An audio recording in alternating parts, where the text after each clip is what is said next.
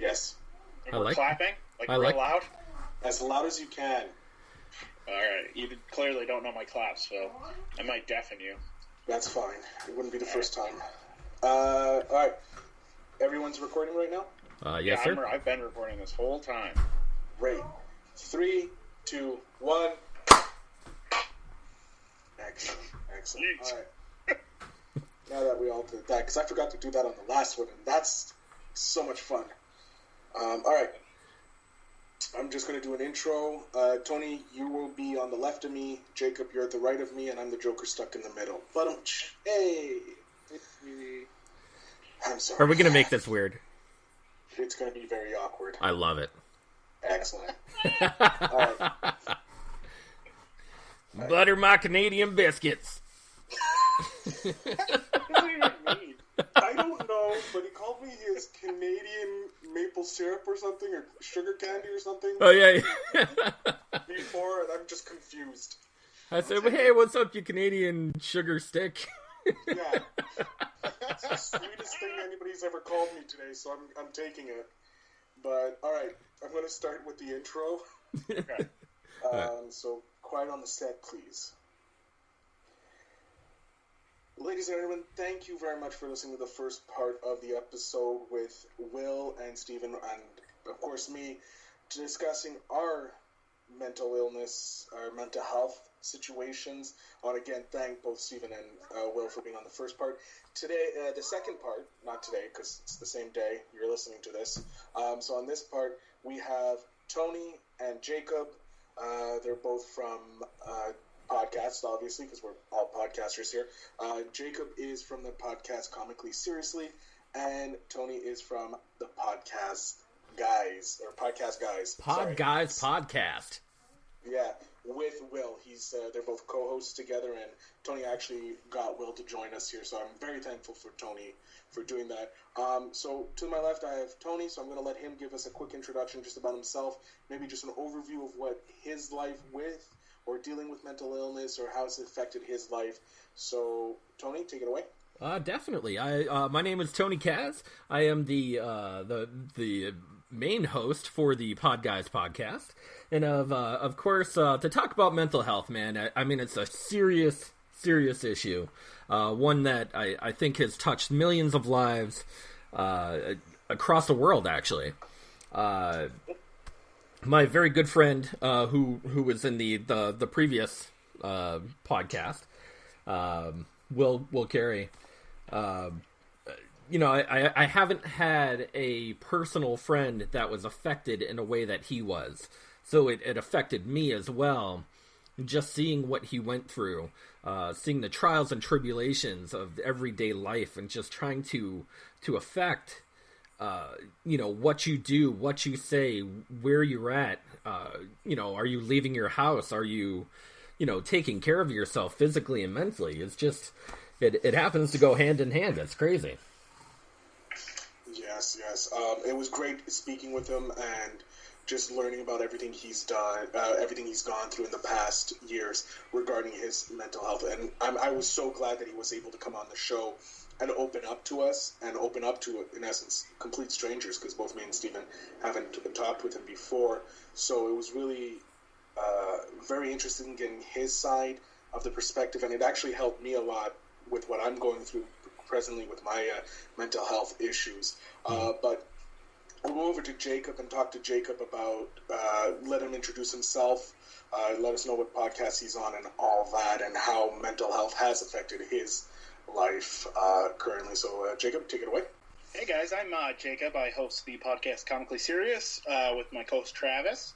And yeah, I'm going on my 6th month on Prozac and Xanax, and it's been kind of life-changing and has kind of made me a completely different person in a good way. I've struggled with a lot of things throughout my entire life, things from body issues and drug addiction, stuff like that. And man, it's really important as you get older, and it's something that I've learned to really take care of yourself, not just physically but also mentally. And I think that's something thankfully I came to the realization of, and I've been working to change my life for the better. Excellent. All right.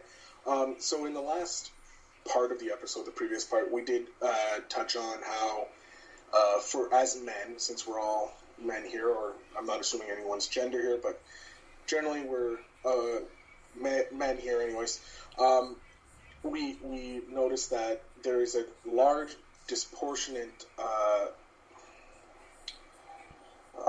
about men and their feelings and discussing their feelings, and it's growing up, at least for myself, and probably you as well, Tony, because we're close in age. That's true. I would say that men really have been told that we only had, when I was younger, that we only had like 3 feelings: hungry, horny, and happy. That's it. That's all we had. And so like we discussed it, how for men we've never had that ability while growing up. Now it's changing, thankfully, as there's more spotlight on mental health and mental illness, that men always are told, oh, just suck it up, you're a man, like, oh, quit being a baby. Like, for men, it's always like there's like a lot of negativity towards emotional situations, and that obviously can damage your mental health if you're not able to express, because we're always told just to bottle it up, just swallow it and forget about it, just move on with your day. And I was wanting to get your guys' opinion on that. Do you guys agree with that statement, that for men that's what we've been brought up to believe, and is it changing, or is it complete, you don't believe it at all? So Tony, you want to go first? Definitely. I pulled up a bunch of different numbers by what is it, NABI? NABI, NABI, and the World Health Organization as well. And the numbers are actually really astounding as far as the amount and percentage of male to female in mental illness. And the female gender actually has 48.6% of the annual treatment rate among U.S. adults with any mental illness by demographic group, which is crazy. Wow. Yeah, and that actually is followed up by the lesbian, gay, or bisexual group as well, and that's 48.5%. And the male group ends up being 34.9%. Wow. Yeah, the little stat that I have off of the Canadian website, the Health Canada website, is 30% of females are more likely than males to use health services for mental illness. That's true. Mm-hmm. What about yourself, Jacob? Yeah, so, I grew up around in a family that kind of struggled with mental illness, specifically on the male side. So it was always kind of something I was around, but yeah, it seems to me, at least from my perspective, that there's kind of a societal, I don't want to say pressure, but yeah, I guess it's a pressure for men to not think about themselves and think about any future family they have, any sort of future responsibilities that they may have, and it's something that seems to be changing for the better, thankfully, as this new generation grows up. But yeah, it's something that I saw my own father struggle with. It's something I've seen my grandfather struggle with. Just asking for help, I think, is what it comes down to. That a lot of men are scared to even admit that they have a problem they can't solve themselves. But it seems to be changing, slowly but surely. Yeah, I've noticed that as well, that there's been, since, my brother was diagnosed with his mental illness over 10 years ago, and I've seen the change over the years, and have actually started noticing a lot more people moving towards, like, this more positive image, and it's less of a stigma associated with it. And I specifically for men too, like, a lot of people are like, especially young kids, when they're dressed up as like girls or they're getting bullied, a lot of people, or they dress in dresses or something like that, they're getting bullied, a lot of people are coming to their defense and like, no, let them be them, let them experience life however they want, which is something different from when I was growing up, because the gender roles were very much enforced, and if you didn't fit in that gender role of a male, you were seen as like a deviant in essence. You were made fun of, no one was there to protect you, no one was helping you out. And whereas nowadays it's like a kid wants to wear, you know, whatever they want to school, it's fine as long as it falls under their dress code. And that, I think, is a great thing, because I'm looking on the notes here that I have. Give me 1 second. It's actually kids who get affected the most. Yeah. With mental illness, and it's an estimated 10 to 20% of Canadian youth. I don't know about the world. I have the Canadian here, are affected by a mental illness or disorder. The single most disabling group of disorders worldwide. Like, it's insane. Yeah, it is. And you know, going off the back of that, that's when I was in high school, which was several years ago now, thankfully. I was in a traveling theater group. I know, I'm super cool. And, I wish I was. I tried to run away. To be all fair, I tried to run away to the circus and I was stopped. So the fact that you were in a traveling theater group just calls to my heartstrings. Yeah, so it was a lot of fun. I mean, the productions we were doing were a bit depressing. We did an entire production based on the lives and stories of kids who had committed suicide because of bullying. Oh, wow. And, you know, so being exposed to that in high school and meeting the families of these kids who, you know, so tragically took their own lives, a lot of what I seem to have, you know, firsthand experience with, you know, and firsthand stories is that these young people that are high school age, even, you know, some that are middle school age, don't have the, I guess, the mature. I don't want to say maturity as a negative thing.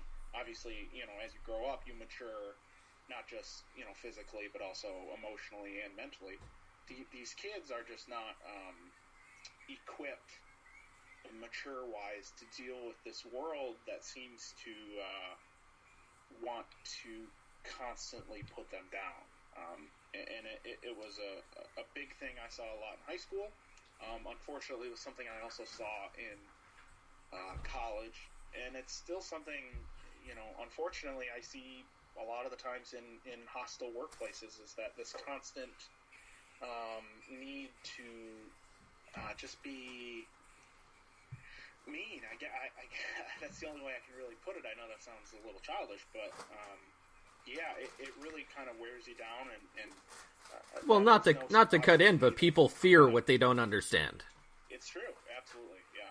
It is absolutely true, and I think as I said earlier, we are making strides as far as dealing with mental health and stuff like that. But it seems to me, and this is just, you know, my own personal opinion, that as the world grows closer, we seem to not be able to deal with each other as well. And I don't know what kind of scientific effect that has on young people, but it's no surprise to me that, you know, you look at some statistics. I don't know if you had said it earlier, but there's statistics that, you know, the amount of people killing themselves are in a certain age bracket, and that age bracket's, you know, on the younger side, which is unfortunate. It's crazy that it actually falls within the 10-year-old to 34-year-old bracket. Yeah, I have here the how it impacts the youth, and they have suicide is the leading cause of death between 15 and 24-year-old Canadians, second only to accidents. That means there's 4,000 people die prematurely each year by suicide, and it's the third. Canada's youth rate of suicide, mental illness. It's the third highest in the industrial world. Wow. Yeah, wow, so, that's crazy. Like, I'm glad that we're able to talk about it, and it's becoming less and less stigmatized. But there's still so much stigma attached to it. Like, Jacob, just going back to something you said, if it's okay to talk about it, but you mentioned that you saw your father and your grandfather struggle with their mental health situations. Now,